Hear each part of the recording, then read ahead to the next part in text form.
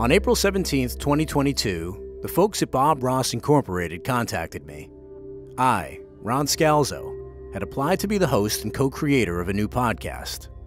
This podcast. Shortly after that, I found myself in a series of Zoom rooms. First with the company bigwigs being grilled. Who are you? What do you want? Next, a tic-tac-toe Zoom, and I was in the center square. Surrounded by a committee of certified Ross instructors. The people super committed to painting like Bob Ross, and to teaching others to paint like him.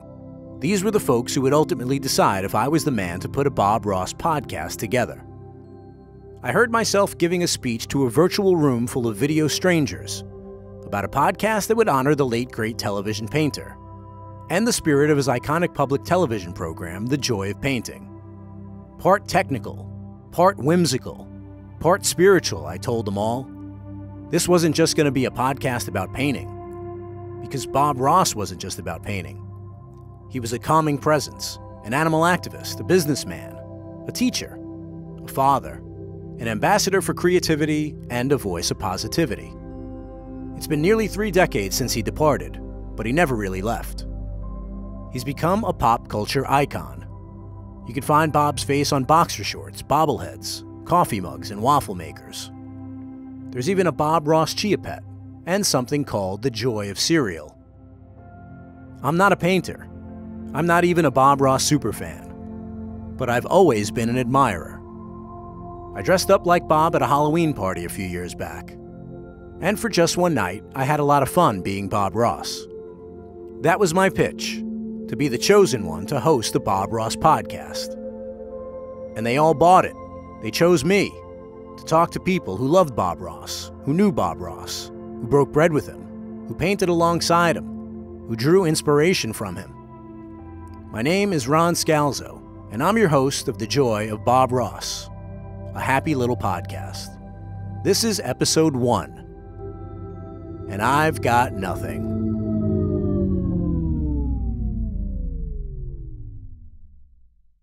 You ever say you're going to do something, and you just don't wind up doing it? You're going to lose weight, or learn to play guitar, or get six-pack abs, or take an acting class, or meditate. Maybe you're consistent for a week, a month, 3 months, and then you just stop? I guess this was a mistake. Isn't there anyone out there who can help inspire me to do this podcast? Remember, this is your world. In your world, you can create anything that you desire. Bob Ross! Certainly glad to see you today. Wait, is this going to be one of those moments where I give up on something and you come down from the heavens to encourage me? We got to start making some big decisions here pretty soon. Bob, I just don't know if I have it in me. You really can do this. Listen, Bob, I know what you're trying to do. You're going to keep saying positive stuff. You're going to calm me down with that soothing voice of yours. You think you're going to change my mind. We're going to do the podcast and everything's going to be great, right? In the time you sit around worrying about it and trying to plan a painting, you could have completed a painting already. This isn't a painting. It's a podcast, Bob. It's not the same thing. It doesn't matter. It does matter, Bob. This is a lot of work, and I'm not inspired. First time you tied your shoe, it wasn't easy. You had to look at it and work at it. The next thing you know, you're not paying any attention. You get your shoe tied. Same thing. Are you painting right now, Bob? All you need is a little bit of practice, an idea in your mind, and off you go. It's really all it takes. Stop it, Bob. I don't even know where to start.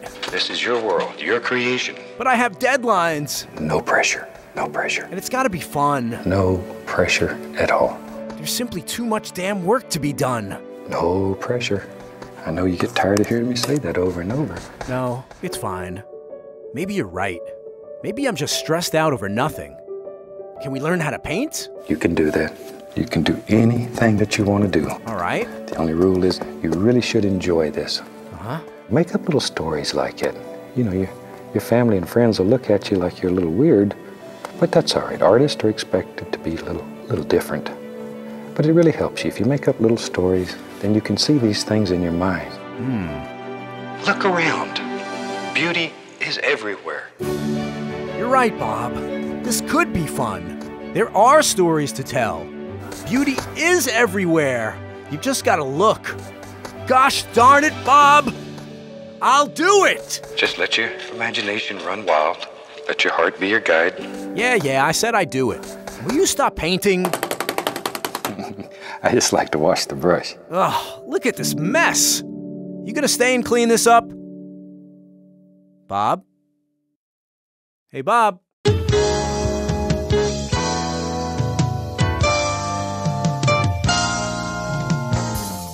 The cool thing about being the host of a Bob Ross podcast is that you get to talk to a lot of folks who love Bob Ross.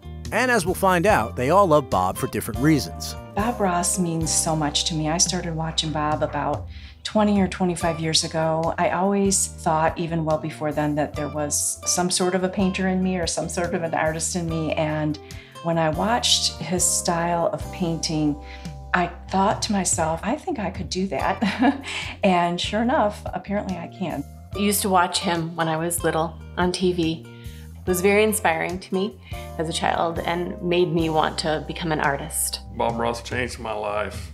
I was always wanted to learn how to paint, and I had no artistic skill at all. I come across a Bob Ross video online, and it totally changed my life forever. But whether you've ever picked up a brush or not, you know him. He's calming. He does things that look so cool but are so easy. I mean, I used to watch Bob Ross. Who didn't, right? I mean, I was a late 80s baby. When you look at the process of him painting, and you're like, there's no way that is going to turn into that. And then it does, and you're like, no way. Maybe on this little hill, there lives a happy little tree. Every one of Bob's paintings starts with a blank canvas. Before you decide to make that first brushstroke, you gotta close your eyes and imagine. Making a Bob Ross podcast is a lot like that. And to help decide what sort of show we were gonna make, we would need a tastemaker, a consultant. The first ever Joy at Bob Ross podcast interview takes place in my parents' backyard in rural Pennsylvania. My first guest is someone easy to wrangle. He's my nephew. It's also a good opportunity to give the recording equipment a test drive. Is this on? It's on.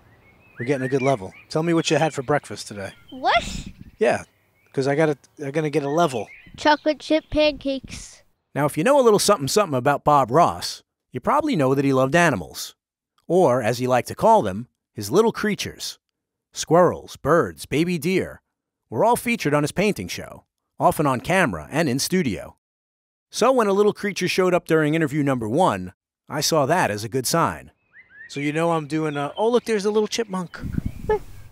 There she goes. My parents' backyard is a scene out of Bambi. There's a big bird feeder out there.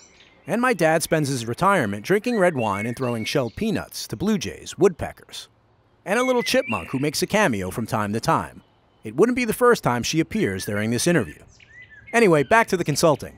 And what do you know about Bob Ross? He paints and he has an afro. It's not an afro. It is an afro. Why do you think? No, it's called a perm. It's an afro, but okay. No, it's a perm. It looks like an afro. It does. But it also looks like a perm, which is what it is. But it looks like an afro. This is true. But it is not an afro. What is the difference between a perm and an afro? You know what? Let's ask a professional. Well, a perm is the actual service that gets done. An afro is something that can happen naturally or unnaturally. So, you know, when I think of the word afro, I think of, you know, generally like an African-American person or a Dominican person or someone with very textured hair who has that naturally. And it's also the way they get it cut. So it's in a very circular shape. So that to me is an afro. A perm can be different things because somebody can have long hair and get a perm and it's not going to look like an afro. But you can get a perm and style it to look like an afro. If you're here to learn about paint, don't worry. We're going to talk to certified Bob Ross instructors from all over the world, people with pretty incredible stories. But we're going to talk about more than just paint. We're going to dive into all the things that made Bob memorable. I mean, everybody knew him by having that hair, that beautiful brown globe. And why a new generation of fans is turning him on. He did a series of TV shows, like you watch Teen Titans Go or whatever, like, you know. SpongeBob. There are different episodes, different seasons, right? Oh, there's the chipmunk again. Chipmunk! This has to be on the podcast, the chipmunk? Maybe the chipmunk will make it into the podcast. Who knows? Anything can happen. Oh, you're not going to interview the chipmunk. I don't think Why? If we've got some nuts for her. Maybe she'll stick around. But yeah. The joy of painting made Bob Ross a household name. It aired on PBS stations around the country for 31 seasons over a dozen years. So there are 400 episodes What? of a series called The Joy of Painting. And every episode he would start by telling us what he was going to paint. And then at the end of the episode, 30 minutes later, he will have painted that painting. 403 episodes to be exact. Now millions are streaming those episodes online. Part of the joy of watching Bob is how he encourages you. Have fun. You're in control. No pressure. No pressure. But meanwhile, here is this dude holding this almighty palette filled with colors, painting this beautiful landscape in real time with cameras locked on him. And each time he would finish in less than 30 minutes. Was it really that easy? We'll talk to some professionals who can tell us what a challenge it really is, and how Bob made it look simple. So we had the idea that I'd bring my acrylics and stuff over to his house, and we would both do the same painting, see if we could do it in a half an hour. He did it in a half an hour, and I was still standing there with half a canvas that was blank. On The Joy of Painting, it wasn't just what Bob said, it was how he said it. Other people like Bob Ross because he has a soothing voice. You've heard him talk, right? Yeah. Do you feel like he has a soothing voice? Yeah. He has like a soft voice, like soothing. Think you could fall asleep listening to that at night if you just kind of put that on, Yep. like a little speaker on your nightstand at night? Probably. You think Bob Ross could lull you to sleep? Actually, I might try that. I do have a little speaker. Yeah, maybe there are people who actually do that. And that's when my eyes lit up, because I remember being a kid, coming home from school, turning on the TV, putting on Bob Ross, putting a pillow on the floor, lying down, hearing his voice just sweep over me, getting into this deep relaxation state almost, and being fascinated by him and his talents. But there was something beyond, like an alertness that was happening. It was more of this deep relaxation. So I would often fall asleep. Halfway through or near the end, he would put me into this trance. I'd be like, oh, this is just so relaxing. We'll talk about the science behind Bob's dulcet tones. We're going to talk to some people who do that. I put Bob Ross on at night and he lulls me to sleep, and I dream of happy little trees and happy little clouds. Yeah, he always calls when he paints. He always says happy before everything. That's called positivity. That's Yeah. good, right? Yeah. Your dad preaches that, right? He was talking about that yesterday, right? Yes. This is not something you should labor over or worry about. Enjoy it. If you've been with us before, you've probably heard me say, if painting does nothing else, it should make you happy. And that's what Bob Ross and The Joy of Painting was all about. Not just because he painted, but because of his attitude. That's why it's called the joy of painting, not just the painting. Correct. Bob Ross created a legacy, one that we plan to honor on this podcast, as we learn more about him, and as we learn more about the people whose lives he's blessed, and folks from all over the planet who've been inspired by him. And along the way, we might just learn a thing or two about painting ourselves. Will you be listening? Yeah, There's going to be 2 episodes a month. You're going to listen to every episode? probably. Would you be interested in learning how to paint like Bob Ross? Yes. If I can make that happen. Yes. We can do a class together. Okay. All right, we'll try to arrange that. Wait, what? I said we'll try to arrange that in exchange for your time. Okay. You deserve a treat, right? Yeah. Not just the fame of being on the podcast. You need more than that. It's called incentivizing. What the heck is that? Is that even a word? It sure is. You think I'm just making up words? Well, I think you made up that word. I'm Well, being you real said with you. incentivizing, so Incentivizing. I don't know. Yeah, try it. Incentivizing. Incentivizing. Do you know that the chipmunk is right under your seat right now? What? She's right under your seat. Where'd it go? Oh, she's up there now. Look. She's waiting for a nut. We'll get her a nut. This would be a fantastic place for my little creatures to live. Faye Fletcher lives on a farm in Valdosta, Georgia. Her husband Jimmy lives there too. So does her dog Rue and her cat Benny. So do her goats, Maybelline, Sally, Rosie, Stella, Mia, Jasmine, Callie, Cammie, and Hope. She named one goat Helen B. Yellen. Oh, and she's got chickens too. We have one chicken that's called a Polish, and its hair looks like Bob's. Its feathers, because they're like... Can you send a picture of that to us? Yeah, I'll send you a We want to picture do a of my side-by-side of Bob and the Polish chicken. Okay, you'll get one. Faye is a certified Ross instructor. She just celebrated her 20-year anniversary as a CRI and recently opened up an art studio. She calls it Dreams on Canvas. Hey there, I'm so glad you're hanging out at my website today. That lets me know that you would like to paint like Bob Ross. Well, I get it. That's where I was over 20 years ago. It took me a while to get up the nerve, but I bought a master set with my birthday money and I jumped in there and my life changed so much. I turned it into a career and I am so thankful that I did. Now she's become a teacher trainer, teaching other painters how to teach Bob Ross techniques. It's my dream job. I love it. I love talking to them about how to deal with students, how to fix their happy little accidents, how to put them at ease, how to time everything. I love it. Bob often said that the true joy of painting was sharing it with other people, and that's what CRIs do. But CRIs are also encouraged to be themselves, to add a little color to their personalities. We all learn the same technique, and we all deliver it in a way that has that individuality that Bob wanted us to have. And like a lot of instructors, learning to paint and teach like Bob over the years has broken Faye out of her shell. It's given her confidence. We all get to be Bob to people, but we're also ourselves too. But when Faye started this journey, she wasn't so much interested in pursuing painting as she was in another craft. I'm very creative in a lot of areas. I want to do all the things, which is not always a good idea. I was a seamstress and I wanted to do not just regular sewing. My dream was to make costumes for music artists and stuff like that. And so I would watch this lady named Nancy Zeman. Welcome to Sewing with Nancy with your host, Nancy Zeman. This how-to videotape is being brought to you by FAF, the largest European producer of sewing machines. Bob came on after that. And so when Bob would come on, I would pull the kids in there and say, watch this guy, you know. And of course, he put that big tree right down the middle. And we'd say, what are you doing? But I was homeschooling all three kids. And I told my husband at the time, I said, I want to paint one day. He goes, you don't have time. But Faye made the time. Soon after that, around her birthday, Faye gathered up some money and bought herself a master set so she could start painting at home. I went to my first hobby class in probably January, and the lady was a dynamo. Now, she's like one of my best friends, and she's a teacher trainer. I went home and I said, she's amazing. She's got all these students. Her husband helps, and she does all this. And he says, I sure hope you never want to do that.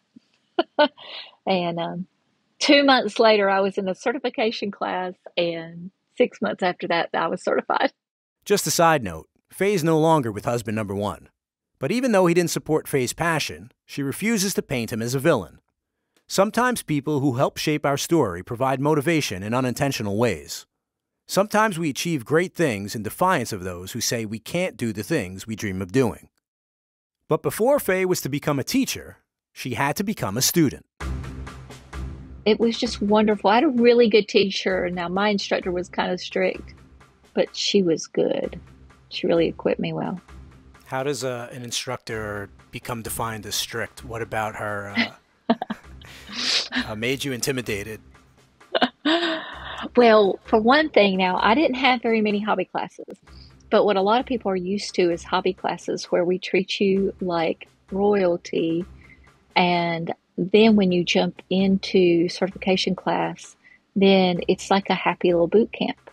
We had to roll out 2 paintings a day some days. And then if you did something that wasn't right, she'd say, party at Faye's house. And everybody would come and crowd around and sit there, and they saw what you did wrong. She would shame but you. you learned how to fix it in the best way. A happy little shaming. A happy little shaming. But, you know, it was okay. It didn't bother me. It might have been a little embarrassing, but we were there to represent Bob, not just in being good, but to help people fix their happy little accidents. So she would say, this is not a hobby class now. You're going to be teachers. Since Faye became fully certified, she's had over 8,000 students in her classes. And she's adjusted to the times, teaching classes online more often than not. But you can also find her at Bob Ross booths and panels at events like South by Southwest and TwitchCon, where she taught a class of 200 students at once. It's almost like a performance. You bring part of yourself into it, but you bring Bob in there because if people are watching you that know Bob, they recognize what you're doing, what you're saying. If you do something that's not a Bob sanctioned thing, they'll say, Bob didn't do that. One thing CRIs have in common is that they know a lot about Bob Ross. But for as much as they think they know about Bob's techniques, they soon realize they still have a lot to learn. What's the thing that everybody gets stuck on? Well, I think it's also the thing that everybody wants to do really well, and that's the mountains. Mm. They tend to still want to hold that knife with too much pressure and put that finger on the blade, say, no finger on the blade. I try not to scare them when I say that. They really want to get that snow right. But the best way to get a handle on the snow is to not hold on to the handle hardly, of the knife. Is to just hold it so lightly and let it just float. I asked Faye if there was a moment where she realized that this was her calling. That validation a lot of creatives need to feel when they start making stuff. I just kind of started feeling it. Even though it wasn't my nature to be outgoing and teach, I had this one thing I had to do, Ron. I had to pay for my habit. When you get into painting and that's all you think about, you look at the sky and you nearly run off the road because you want to paint those clouds. I know the feeling. Doing this podcast has made me look at things in a different light. Nature, animals, art. When you think like Bob Ross, it changes your perspective. And for the better. Faye's favorite Bob Ross painting is Sunset Aglow, the first painting she did in her first hobby class. Like most CRIs, Faye admires Bob's positivity, his warmth. But her attachment to the TV painter is also connected to her faith. He talks about God. He talks about nature. He says God was having a good day when he made Alaska. Him acknowledging God, that is my favorite thing about Bob to this day. If you've painted with me before, I lived in Alaska for well over a dozen years, and I just absolutely fell in love with the fantastic scenery that's there. God was having a good day when he made Alaska. It is gorgeous, absolutely gorgeous.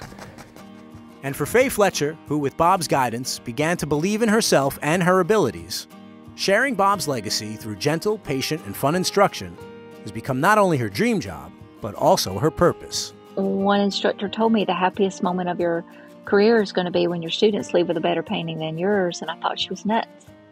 But it's true. When you're only up there a combination of maybe 30 minutes at a time, you can't do the best work ever, but when they walk out with a beautiful painting, that's the best thing. And Bob talked about making other people happy is what made him happy. And that's the way I feel. It's the best thing ever. When Faye's not hanging on the farm with Jimmy, a gang of goats, and a Bob Ross look-alike Polish chicken, she's usually painting or teaching someone else how to paint. Find out more about her and take a class with her at paintwithfaye, that's FAYE.com. Well, the old clock on the wall tells me it's time to finish this one and call it a day. I want to thank my guests, Faye Fletcher, Anthony Salvatore DeMango, Charlie the Chipmunk, and of course, Bob Ross. How'd we do, Bob? Isn't that fantastic? I knew you could do it.